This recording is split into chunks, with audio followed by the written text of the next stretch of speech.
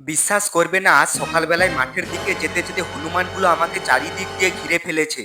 বিষয়টা একটু ব্যাখ্যা করবে? হ্যাঁ গাইস, বিষয়টা তোমাদের সঙ্গে ব্যাখ্যা করছি, তার আগে চ্যানেলটা সাবস্ক্রাইব করে আমার পাশে থেকো। তো গাইস, আজ সকালবেলায় আমি একা মাঠের দিকে যাচ্ছিলাম, যেতে যেতে দেখি রাস্তার অবস্থা একদম খারাপ। কোনো করা নেই, আফ্রিকার জঙ্গলের এই নদীটা পের হয়ে এখন আমি মাঠের দিকে যাচ্ছি। আর যেতে যেতে দেখি হঠাৎ করে একটা হনুমান আমার পেছনে পেছনে চলে এসেছে, আর পেছন থেকে হয়ে সোজা সামনে ছুটে পালালো। আর এখন সামনের দিকে দেখো কতগুলো হনুমান বসে আছে।